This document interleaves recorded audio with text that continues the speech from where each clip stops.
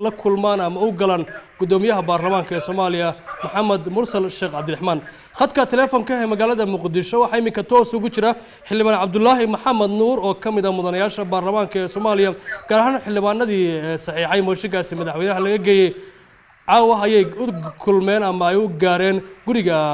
oo ku sugan yahay gudoomiyaha baarlamaanka ee Soomaaliya Villa Hargeysa xildhibaan Cabdullaahi soo dhawow marka hore bal waxaad iga warantaa qaabkii aad ku tagteen guriga gudoomiyaha baarlamaanka warar waxay sheegayaan inaad laynii ogolaaday warar kale waxay sheegayaan inaad meelo kala gasheen bal tafaasiil si waa maasantaa walaal waa ku salaamaya marka hore markayga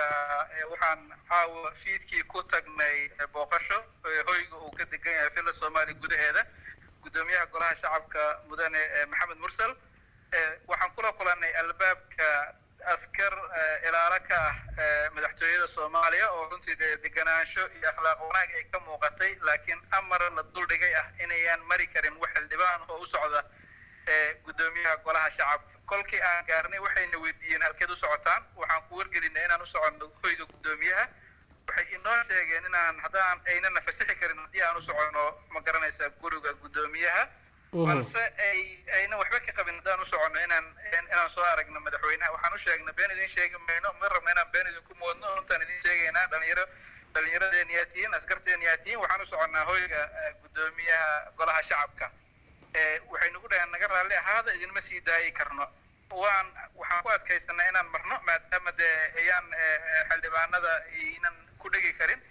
laakiin waxay sameeyeen albaabadii xirteen albaaba la dhex maro ma garanaysaa dadka caadi ay ka galaan kolkii aan sidaas dareenay waxaan dhinac marnay halkii ma garanaysaa albaabadiina laga xirtay waxaan marnay hal loogu talagalay gawaaridu inay maraan oo ciidamo Ugandaysa ay fadhiyeen runtii dee aan munaasab ku ahayn ma garanaysaa dadka caadiga ah inay maraan ama si caadi aan loo mari karin oo marideedu adag tahay nasiib wanaag waxba aynama yeelin qori iyo toona nooma ayaan qaadan waa gudubnay waxaan u tagnay ma garanaysaa sidaas ayaan ugu tagnay gudoomiyihii golaha shacabka waxaan ahayn xildhibaano ka badan 50 xildhibaan laakiin waxaa nasiib darro ah in madaxweynaha eedaysan aan soo eedaynay inuu dee aad isu jeclaysiiyo kursiga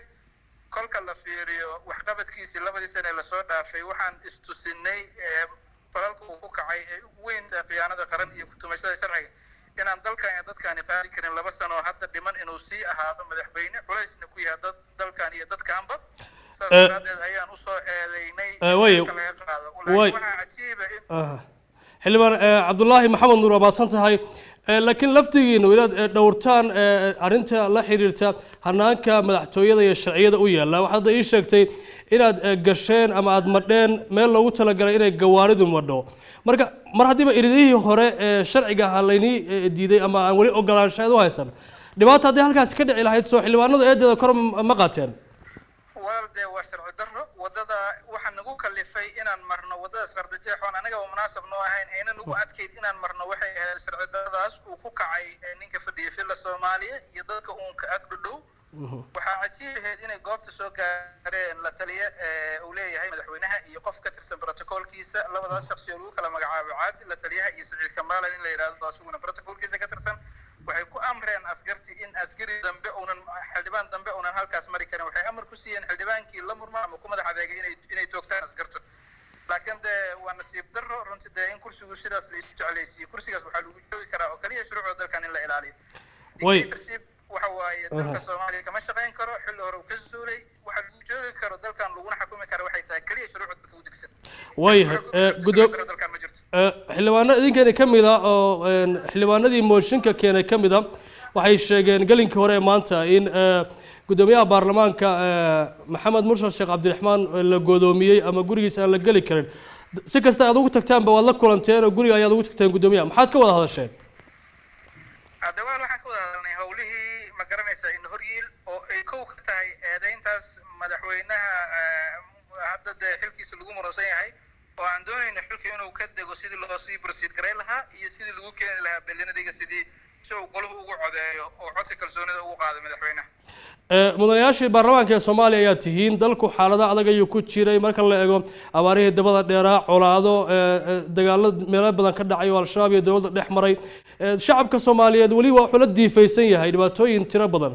horay gudoomiyihii baarlamaanka ee Soomaaliya ayaa dabcan iscazilay siyaasadda cakiran awgeed hadda madaxweynihii ayaa mudanayaal baarlamaan mooshin ka keeneen arrimaha siyaasadeed ee saldhigan la ma u muuqata inaysan u hiilinaynin arrimaha guud ahaan Soomaaliya iyo shacabka Soomaaliyeed hadda walaalo kolka laga fikirayo in aan sababta aan u keenno mooshinkaas ama aan u dalbano madaxweynahan in xilka laga qaado waxay tahay inaan ka fikirayno maslaxadda ummadda Soomaaliyeed saas waxaan u leeyahay dalkan kolka la fiiriyo dhaqaale ahaan amni ahaan iyo siyaasad ahaanba kolkii lagu wareejinayo madaxweynaha hadda jooga boqolkiiba 80 ayuu ka liitaa iminka la joogo taasna waxaa daliil u ah marka la fiiriyo amniga dalkan markii lagu wareejinayay xamar iyo waajid oo 350 kilomitir isu jira waa isu furnaayeen maantana 30 kilomitir oo kamida lama tegi karo xamar waa isu furnaayeen magaalada Matabaan oo 370 kilomitir isu jira maantana 30 kilomitir lama tegi karo dhaqaalaha dalka marka la fiiriyo halkii GDP-giisa uu ka ahaa 4 intaas garanaysa GDP hadda wuxuu ka joogaa 2 boqolkiiba 50 uu dhacay siyaasadda dalkani laakiin xildhibaane arrinta dhaqaalaha aan ka dhaxgalay arrinta dhaqaalaha laakiin miya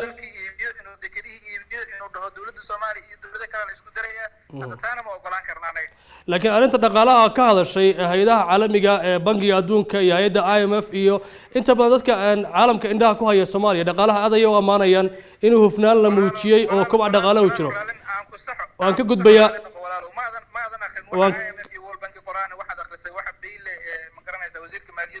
bayle isaga u xilsaaran Soomaaliya waaye waan ka gudbayaa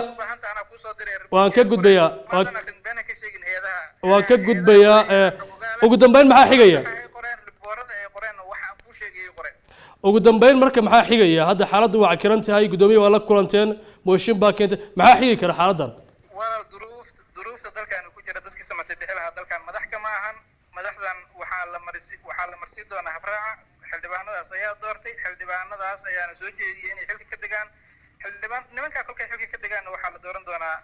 madax saxa oo dalkan badbaadi karta haddii Allah uu dalka ka raali noqdo waana ahaanaysaa dhawaan insha Allah aadayo maasan tahay kaasi waxa uu ahaa xildhibaan Cabdullaahi Maxamed Nuur oo ka mid ah mudanayaasha baarlamaanka ee Soomaaliya gaar ahaan mudanayaashii mooshinka ka geeyay madaxweynaha Jamhuuriyadda Federaalka ee Soomaaliya Maxamed Cabdullaahi Farmaajo xilli hore ayay sheegeen guddoonka golaha shacabka ayaa arrintan ku kala qaybsan oo gudoomiyaha ku-xigeenka koowaad iyo labaad waxa ay u baaqeen gudoomiyaha baarlamaanka in uu dabcan arrintaas aysan xilligeedii ahayn khadka teleefanka ee magaalada Muqdisho waxaa sidoo kale toos ugu jira xildhibaan Maxamed Xasan Idris Garay xildhibaan soo dhawow su'aasha koowaad aan ku weydiinay waxa weeye xaaladda siyaasadeed ee Muqdisho iyo guud ahaan dawladda waxa moodaa inay kacsan tahay marka la eego mowjadaha siyaasadeed ee isdhaafaya marka halkan arrintan mooshinka iyo kala qaybsanaanta baarlamaanka iyo isku eedeynta arrimahan taagan arrintani xagee ku biyeeshoon doontaa walaal marka hore waa idin salaamaya bahda RTTV iyo dhammaan ummadda Soomaaliyeed meel walba ay joogaan marka xigta arrinta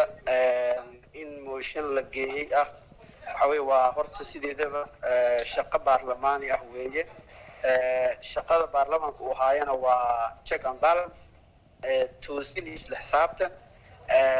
toosinta isla xisaabtanta mooshinka soo jeedin kasta oo qayb kasta ka ah waa ka mid madaxweynaha laga keeno ama ha laga keeno gudoomiye ama ha laga keeno ra'iisul wasaare shaqada golaha shacabka ayaa sidaa ah arrinta mooshinka marka sidaasi darteed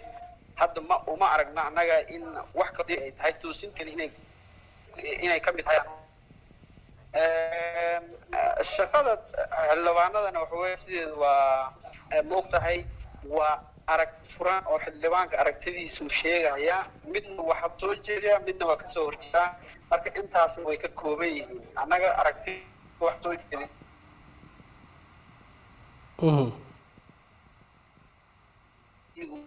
dastuurkii sidaa darteedana treason ay tahay aanu aragnay ayaanu ka keenay arrintaas mooshinka xildhibaano kale oo difaacayana way jiri doonaan ayagana aragtidooda ku difaacayaan laakiin mooshinka waxaa dheer in xukuumaddii maanta ay ku dhaqaaqday arrin sharciga aad uga baxsan oo dowladnimada marka dhac ku ah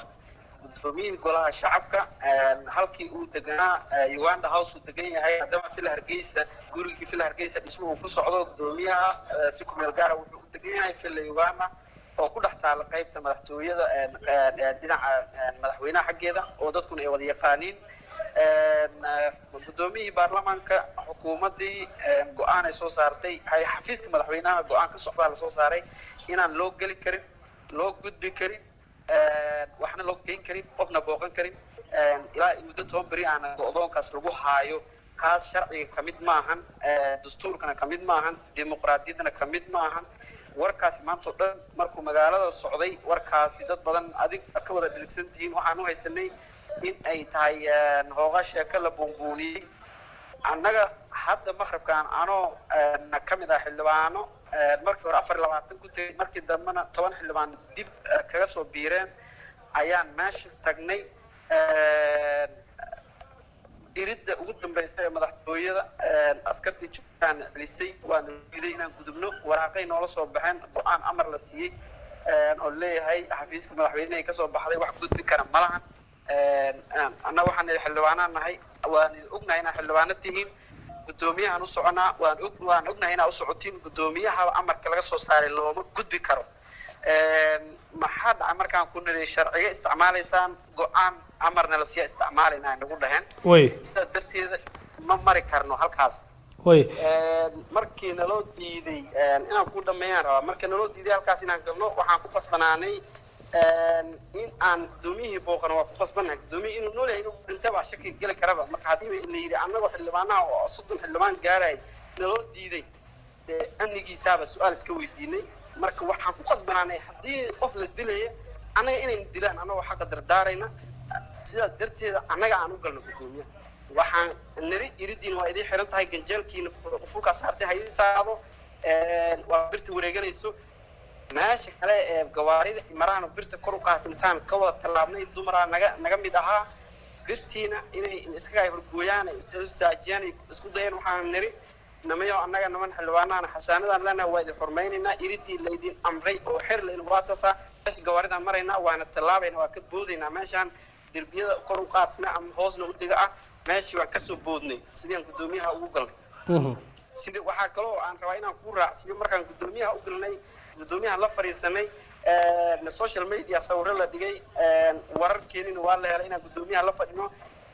naman kale laba qof kaleeta amar intay soo ruween meesha ugu imaaday askartii amar kala siiyey ganjeelka weyn ee laga galo maxayato fila Soomaaliya ayaa haddana quful lagu dhajiyay ganjeelka weyn totally bal xiray askartiina amar lagu siiyay ganjeelkan inaan la furi karin gaarina ka bixi karin aniga tahay gudaha galayna ay meesha ku jirayaan xildhibaan ganay waxaan rabaa ku weydiiyo xildhibaano ayaa tihiin sharci dejiyaal ayaa tihiin dalka xaalado adag ayuu marayaa sida inaan wada ognahay marka 2 sano ayaad iminka xildhibaano tihiin gudoomiyihii hore ee baarlamaanka mooshin ayaa laga keenay dabatawiis casilay mar labaad in mooshin hadda uu yaallo oo muuqato inay dabri karto xaaladaha guud ahaan Soomaaliya iyo shaqooyinka socda walaal aad u maasan tahay mooshinka waa shaqada golaha shacabkana kamid ah waana toosin loogu talagalay wixii qaldan ay u arkaan inay qaldan in lagu toosiyo kii gudoomiyaha golaha shacabka mooshin buu ahaa xasan sheekh oo madaxweyne dalkan ka soo noqday mooshinaa laga keenay irid lama xirin xildhibaana looma diidin inuu meel u gudbo gudoomiyana lama go'doomin waa dareemi kartaa marka waxa dheeriga waxa waaye waxa la diidan yahay sharciga in la dhaqan geliyo mooshinkan hadda la socotay wuxuu ka bilowday ajandihiisa iscaburin iyo sharciga in la inkiro wixii aan ka digayno ah sharciga in la inkirsan yahay sharciga annaga ku soo doornay ayaga inay inkirsan yihiin ayaa si cad hadda noogu qeexan ayaan hadda la dhiilgaraynaynaa annagiiba hadda xabsi guri ah gudoomiyaha xabsi guri ah waa nasiib darro marka in sidii in annaga hadda meelo dagaalo ka socdeen oo kaleeto madaxtooyada aan ku go'doonsanahay annana madaxtooyada ku go'doonsanahay dawladii qayb kamid ah kala ay hadda ay hay'ad amar lagu siinaya in ciidamadii qaranka ay xirxiraan gaar ahaan xildhibaanadii golaha shacabka iyo gudoomiyahooda in xabsi guri laga dhigo waraaqana laga soo saaro weliba leeyahay ma soo geli karaan mana ka bixi karaan nasiib darro weeye sharcigana uma hiilinayso dowladnimada la raba inay hormartana uma hiilinayso leadership role kana ma tusinayso way aad iyo aad mahadsan tahay xildhibaan maxamed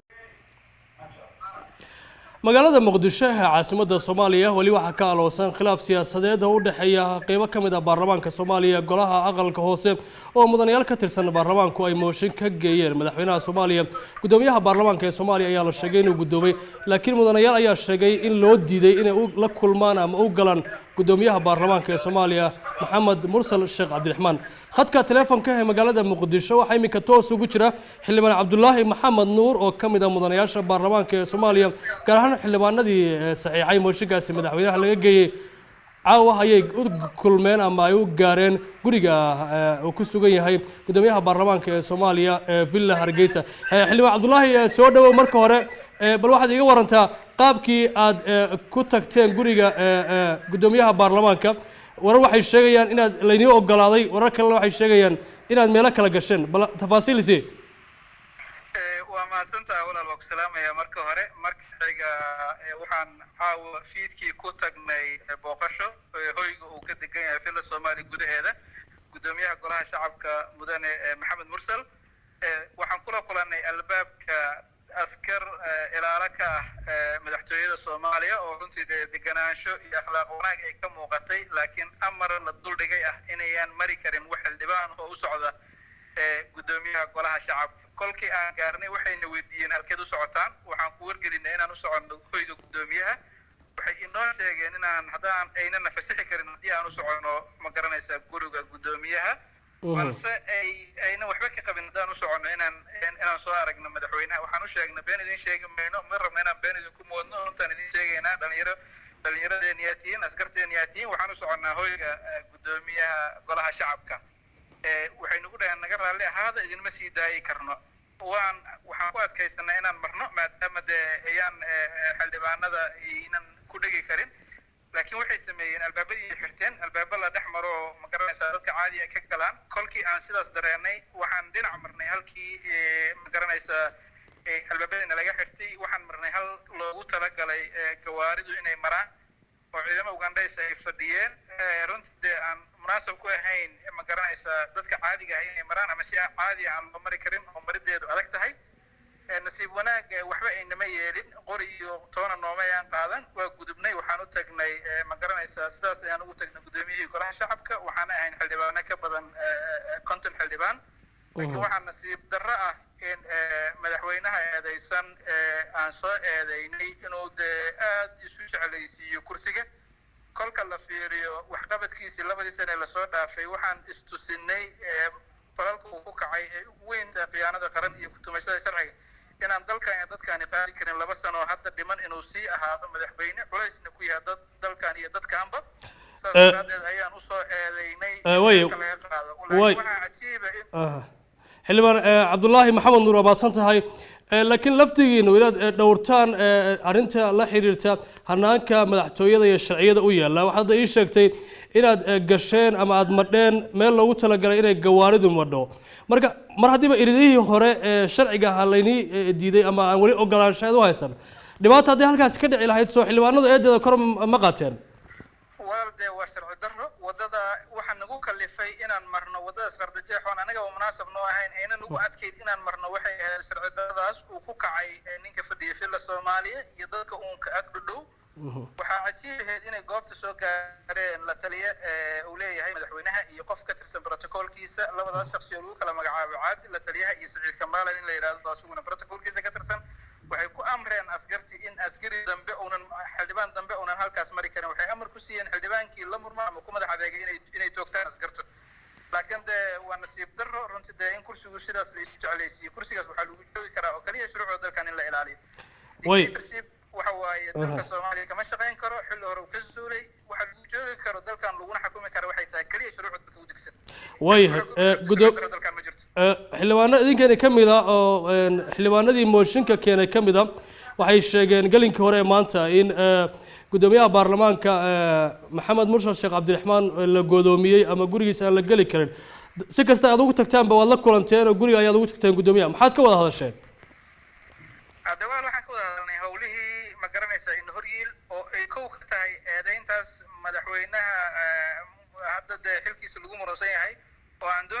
inuu ka dego sidii loo sii proceed garay lahaa iyo sidii lagu keeni lahaa belinadiga sidii si uu goluhu ugu codeeyo oo codka kalsoonida ugu qaado madaxweynaha mudanayaashii baarlamaanka ee Soomaaliya ayaa tihiin dalku xaalada adag ayuu ku jiray marka la eego abaarihii dabada dheeraa colaado dagaalada meelo badan ka dhacay oo al-shabaab iyo dawladda dhex maray shacabka Soomaaliyeed wali waa xulad diifaysan yahay dhibaatooyin tiro badan horay gudoomiyaha baarlamaanka ee Soomaaliya ayaa dabcan iscazilay siyaasadda cakiran awgeed hadda madaxweynihii ayaa mudanayaal baarlamaan mooshin ka keeneen arrimaha siyaasadeed ee saldhigan la ma u muuqata inaysan u hiilinaynin arrimaha guud ahaan Soomaaliya iyo shacabka Soomaaliyeed hadda walaalo kolka laga fikirayo in aan sababta aan u keenno mooshinkaas ama aan u dalbano madaxweynahan in xilka laga qaado waxay tahay inaan ka fikirayno maslaxadda ummadda Soomaaliyeed saas waxaan u leeyahay dalkan kolka la fiiriyo dhaqaale ahaan amni ahaan iyo siyaasad ahaanba kolkii lagu wareejinayo madaxweynaha hadda jooga boqolkiiba 80 ayuu ka liitaa iminka la joogo taasna waxaa daliil u ah marka la fiiriyo amniga dalkan markii lagu wareejinayay xamar iyo waajid oo 350 kilomitir isu jira waa isu furnaayeen maantana 30 kilomitir oo kamid ah lama tegi karo xamar iyo waa isu furnaayeen magaalada Matabaan oo 370 kilomitir isu jira maantana 30 kilomitir loo tegi karo dhaqaalaha dalka marka la fiiriyo halkii GDP-giisa oo ka ahaa 4 intaas garanaysa GDP hadda wuxuu ka joogaa 2 boqolkiiba 50 oo u dhacay siyaasadda dalkani laakiin xildhibaan arrinta dhaqaalaha aan ka dhaxgalay arrinta dhaqaalaha laakiin miya